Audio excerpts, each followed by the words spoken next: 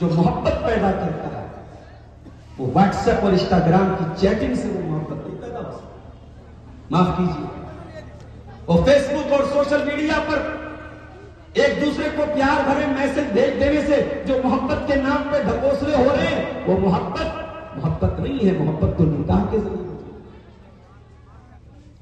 अल्लाह कुरान में कहता है वमिन आयातिही अन खलक़ लकुम मिन अनफुसिकुम अज़वाजन लितस्कुनू इलैहा। अल्लाह ताला की बहुत बड़ी निशानी ये भी है कि उसने तुम्हारी बीवियों को बनाया ताकि तुम उनसे सुकून हासिल करो। इसका मतलब ये हुआ कि सुकून आपको निकाह ही के जरिए मिलेगा। हराम रिश्ते के जरिए कभी सुकून नहीं मिल सकता। शहवत पूरी हो सकती है, वासना पूरी हो सकती है, जिस्म के तकाजे पूरे हो सकते हैं, सुकून नहीं मिल सकता। सुकून मिलेगा तो बीवी आपको सुकून, जो अल्लाह के कलमे की बुनियाद पर आपकी जिंदगी है। बीवी सुकून लेती है और दुनिया की तारीफ करा है। इस निकाह ने कितने नौजवानों की जिंदगियों को बदल डाला मेरे साथ। कितने नौजवानों को मैं जानता हूं जो शादी के पहले बड़े लफंगे किस्म के, बड़े आवारा किस्म के, बड़े गैर जिम्मेदार किस्म के लोग थे, लेकिन जब निकाह हो गया और एक औरत उनकी जिंदगी में जिम्मेदारी बन के आई, अल्लाह ताला ने जिम्मेदार, अल्लाह ने बुराइयों से बचने वाला बना दिया, अल्लाह ने समझदार बना दिया, अल्लाह ने तकवा वाला बना दिया। और अगले जुमले पर गौर कीजिए, वजअल बैनकुम मवद्दतन व रहमा। और अल्लाह ने मियां बीवी के बीच में मोहब्बत पैदा कर दी, रहमत पैदा कर दी। मोहब्बत अल्लाह ने पैदा की है निकाह की। ये मोहब्बत दुनिया की किसी ताकत ने पैदा नहीं। आप शंकर नगर सुपौल के रहने वाले हैं, शेरशाबादी बरादरी आपकी कटिहार और अररिया और किशनगंज तक फैली हुई है। आपने निकाह का पैगाम भेजा, यहां से 100 किलोमीटर 150 किलोमीटर दूर या और भी दूर मान लीजिए, लड़की से आपका पहले से कोई जान पहचान और कोई ताल्लुक नहीं। लड़की आई आपके, आपसे शादी हो गई, बीवी बन गई आपकी। वो आप बेरोजगार थे, कल तक अकेले खाना पड़ता था, बीवी को खिलाना पड़ रहा है। एहसास हुआ यार मेरी आमदनी तो कम है, कुछ और करना पड़ेगा। दोस्तों से मशवरा किया, दोस्तों ने कहा कतर चले। मुझे मालूम है बीरपुर के इलाके के बहुत सारे हमारे नौजवान कतर में जॉब करते हैं, काम कतर चले गए।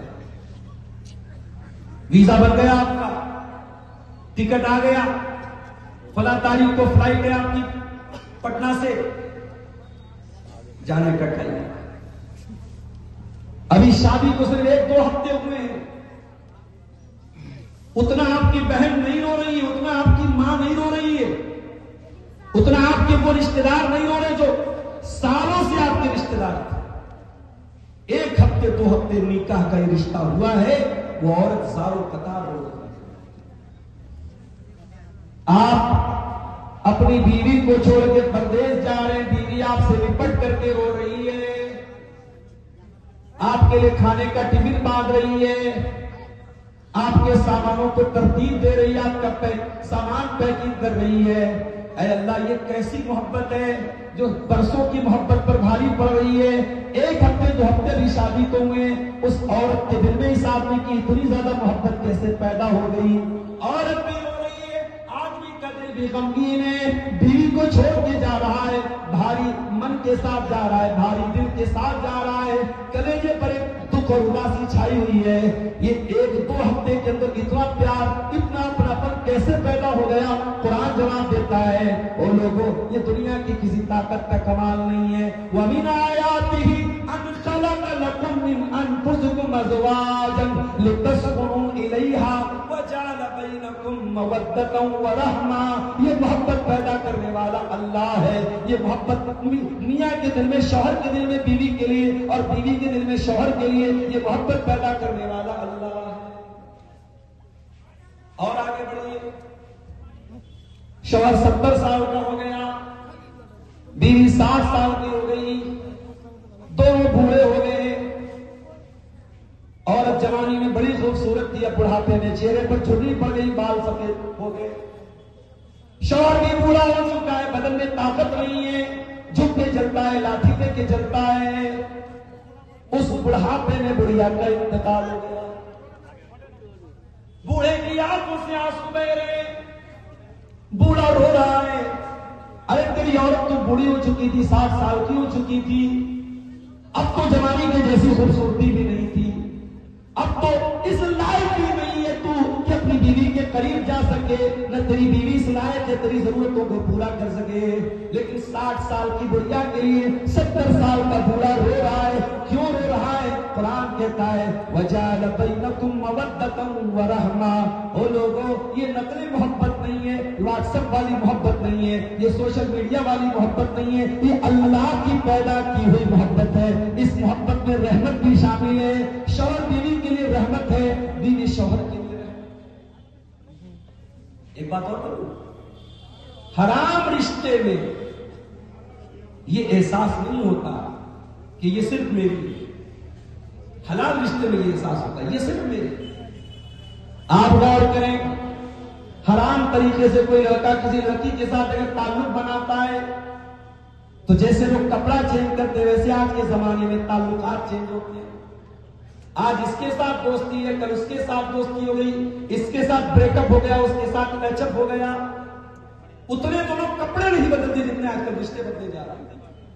लेकिन शादी में दुनिया के किसी कोने में चला जाए इंसान, लौटता है कि दुनिया की सबसे खूबसूरत औरत अगर नजर आती तो उसको अपनी बीवी नजर आती है, अपनी बेगम नजर आती है। ये इस रिश्ते की खूबसूरती है मेरे प्यारे से। इसीलिए अल्लाह ताला कुरान के दूसरे पारे में कहता है हुन्ना लिबासुल लकुम व अंतुम लिबासुल लहुन्ना। तुम्हारी औरतें तुम्हारे लिए लिबास हैं और तुम भी अपनी औरतों के लिए लिबास हो। लिबास क्या होता है? कोई कुर्ता पैजामा के साथ सदरी पहन रहा है, कोई ब्लेजर पहन रहा है, कोई शेरवानी पहन रहा है, कोई टी शर्ट पहन रहा है। कल नेपाल में प्रोग्राम था, एक नौजवान का बाल देखा, बिल्कुल जो है पीछे से किनारे किनारे का बाल एकदम उड़ा हुआ है, लग रहा है पीछे से कोई बंदर जा रहा है। तो अब ये भाई उसको वही स्टाइल चल रहा है। कोई रोनाल्डो के जैसा बाल रखे हुए है, कोई सलमान खान वाली लॉकेट पहन रहा है, सबके अपने अपने फैशन है। लिबास आदमी वो पहनता है जिसमें इंसान अपने आप को अच्छा महसूस। कपड़े की दुकान पे आप जाते हैं, किसी अच्छे मॉल में जाते हैं, आप मॉल वाले ने ट्रायल रूम रखा है, भाई कपड़ा पहन के ट्रायल करोगे तो तुम कपड़े में कैसे रहोगे। कुरान कितनी बेहतरीन तारीफ कर रहा है, हुन्ना लिबासुल लकुम। तुम्हारी बीवी तुम्हारे लिए लिबास है।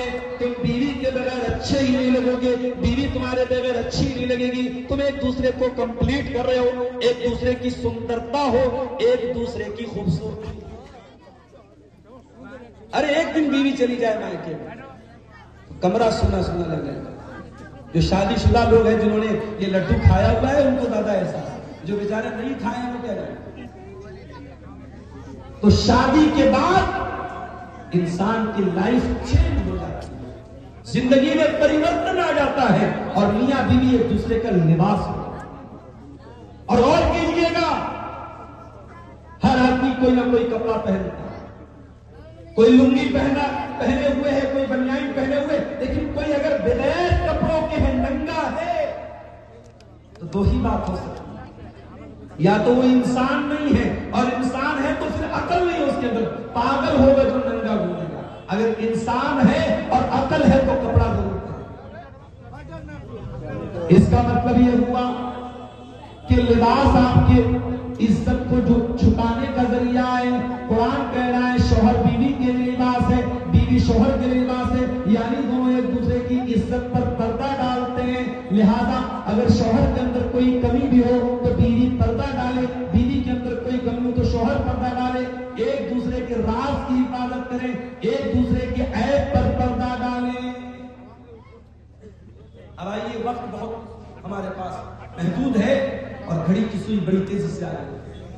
हमारे शेख इनायतुल्लाह नदवी साहब ने हुक्म दिया है, आप हुकूक पर बहुत तकरीर करते हैं, जरा ज़ौजैन के हुकूक बयान कर दीजिए। पति के क्या हक है पत्नी के ऊपर, पत्नी के क्या हुकूक है पति के ऊपर, शौहर की क्या जिम्मेदारी है बीवी के ताल्लुक से, और बीवी की क्या जिम्मेदारी है शौहर के ताल्लुक से। मैं बात आगे बढ़ाता हूं, लेकिन एक बात कहना चाहता हूं। आज सीमांचल के इलाके में घूमते हुए एक बात मैंने महसूस किया है कि आपकी इस बिरादरी में भी, शेरशाह वादियों में भी शादी ब्याह में बहुत सारी रस्म रिवाज मौजूद है, बारात की रस्म रिवाज मौजूद है, जहेज की डिमांड मौजूद है, हल्दी और मेहंदी की रस्म मौजूद है। अल्लाह के वास्ते मेरे भाइयों, आप कम से कम अपनी बिरादरी, मुझे मालूम है अगर आप मुत्तहिद हो जाए, मैं कटिहार भी जाता हूं, पूर्णिया भी जाता हूं, अररिया भी जाता हूं, अंदरसा सब जगह सेम बन रहा है। अंदरसा की रेसिपी चेंज नहीं हो रही पूरे शेरशाहबादी में, नाश्ते का स्टाइल सब जगह सेम है। वही थोड़ी सी काजू आ जाएगा, थोड़ा सा किशमिश उसमें होगा, थोड़ी सी सेब काट के रख देंगे, थोड़ा सा उसमें जो है कोई मीठा रख देंगे, तो पूरे शेरशाहबादी बिरादरी में इस बात पर इत्तेफाक इत्तेफाक। तो जैसे आपने इन तमाम चीजों में अपने कल्चर बनाया है, बड़े दर्द के साथ आपसे गुजारिश करता हूं, आप एक कल्चर ये नहीं बनाए, दुनिया को ये बताइए हमारी बिरादरी में शादी सिंपल तरीके से सुन्नत के मुताबिक। मुझे आज एक साहब ने बताया हमारे बिरादरी में लड़कियों की शादी 20 साल के अंदर हो जाती है, अगर 20 क्रॉस कर गई तो माना जाता है लड़की इतनी उम्र क्यों होगी, शादी क्यों नहीं हो सकती। अच्छी चीज है, लड़की या लड़का अगर वो जवान हो गए, बालिग हो गए, कुरान और हदीस तो हमसे यही कहते हैं कि उनकी सही वक्त पे शादी। और मैं बार बार ये बात कहता हूं, ये जमाना कोई सहाबा का जमाना नहीं है, ये कोई ताबईन का जमाना नहीं है, ये खैरुल कुरून का दौर नहीं है। हम कयामत के करीब के दौर से गुजर रहे हैं, हम फितनों के दौर से गुजर रहे हैं। कयामत करीब है, ज़िना का बाजार आम है, बेहयाई आम है, बेपर्दगी आम है, और इस दौर में अगर आपने निकाह को मुश्किल बनाया, ज़िना तैयार बैठा है आपकी नौजवान नस्ल को बर्बाद करने। इसलिए मेरे भाइयों, निकाह पास, और यही पैगाम दिया था जनाब मोहम्मद रसूलुल्लाह सल्लल्लाहु अलैहि वसल्लम ने नौजवानों को। क्या फरमाया था आपने, या माशर शबाब, ऐ नौजवानों, मन इस्तता मिनकुमुल बाह, जिसके पास शादी की क्षमता हो, शादी की ताकत हो, बीवी को खिलाने की ताकत हो, बीवी का हक अदा करने की ताकत हो, फल यतज़व्वज, वो निकाह कर ले, शादी कर ले। फइन्नहु अग़ज़्ज़ु लिलबसर, निकाह करेगा तभी उसकी आंखें पस्त होंगी। अब्दुल गफ्फार साहब की तकरीर रात भर सुनते रहो, उलमा की तकरीरें रात भर सुनते रहो, लेकिन अल्लाह के रसूल के अल्फाज हैं, आपकी शर्मगाह की हिफाजत और आपकी आंखों की हिफाजत अगर होगी तो निकाह के जरिए होगी। अगर निकाह की ताकत है तो देर मत करो, निकाह कर लो। और ये पैगाम अल्लाह के नबी ने लड़की के गार्जियन को दिया है। आज समाज में बहुत सारी लड़कियां हैं जो अपने बाप की जिद की वजह से, अपनी मां की जिद की वजह से बैठी हुई। क्या जिद है? अगर हम करोड़पति हैं तो दामाद भी करोड़पति ही चाहिए। अगर हमारे पास 2 मंजिला मकान है तो दामाद भी 2 मंजिला मकान वाला चाहिए। अगर हम गवर्नमेंट जॉब वाले हैं, हमारा दामाद भी गवर्नमेंट जॉब वाला होना चाहिए। अल्लाह के प्यारे नबी फरमाते, इज़ा खतब इलैकुम मिम्मन तरदौन दीनहु व खुल्क़हु, जब तुम्हारी लड़कियों के लिए अच्छा रिश्ता मिल जाए, दीनदार रिश्ता मिल जाए, लड़के का दीन अच्छा है, लड़के का कैरेक्टर अच्छा है, फज़व्विजूहु, तो और शर्तें न लगाओ और कंडीशन न लगाओ, शादी कर दो, निकाह कर दो। अगर तुमने ऐसा नहीं किया, तकुन फितनतुन फिल अर्दि व फसादुन अरीद, तो जमीन में बहुत सारा फसाद फैल जाएगा, फितना फैल जाएगा। इमाम हसन बसरी के पास एक आदमी आया, उसने कहा, इमाम साहब, मेरी बेटी के रिश्ते बहुत आ रहे, कसुरा खुत्ता हुआ, मेरी बेटी के रिश्ते बहुत आ रहे, किसके साथ लड़की की शादी की? फरमाया, अपनी लड़की की शादी किसी मुत्तकी इंसान से करना, किसी परहेजगार इंसान से करना। इन अहब्बहा अकरमहा, अगर वो तुम्हारी लड़की से मोहब्बत करेगा तो इज्जत देगा, व इन लम युहिब्बहा लम युहिब, युहिना, और वो तुम्हारी बेटी से मोहब्बत नहीं करेगा तब भी जलील नहीं करेगा। लिहाजा शादी करो तो तकवा और दीनदारी की बुनियाद करो। अब आइए हम जरा कुरान और हदीस की रोशनी में जायजा लें, शौहर के ऊपर क्या जिम्मेदारी बीवी की है और बीवी के ऊपर क्या जिम्मेदारी शौहर की है। पहले हम दोनों की मुश्तरका कुछ जिम्मेदारियों को आपके सामने बयान करें। निकाह हो गया, शौहर बीवी एक दूसरे के रिश्ते में आ गए। अब कुछ चीजें दोनों की जिम्मेदारी है, शौहर की भी जिम्मेदारी है, बीवी की जिम्मेदारी है। उसमें सबसे पहली चीज ताअवुन अलल बिर्रि वत तक़वा, अच्छे कामों में एक दूसरे का सपोर्ट करना है। अगर शौहर नमाज का टाइम हो गया और नमाज के लिए शौहर नहीं जा रहा है, बीवी बोल दे जाओ तुम नमाज पढ़ो। नमाज का टाइम हो जाए, बीवी नमाज न पढ़े, शौहर पूछे तुमने नमाज क्यों नहीं पढ़ी। नमाज के ताल्लुक से दोनों एक दूसरे की मदद करें। बीवी घर से निकल रही है और बगैर पर्दे के निकल रही है, बगैर नकाब के, बगैर हिजाब के निकल रही है, शौहर टोक के तू नकाब क्यों नहीं पहनती, तू पर्दा क्यों नहीं करती। इसी तरीके से शौहर सिगरेट पीने लगे, कोई नशा की चीज इस्तेमाल करने लगे, बीवी फौरन मना करे।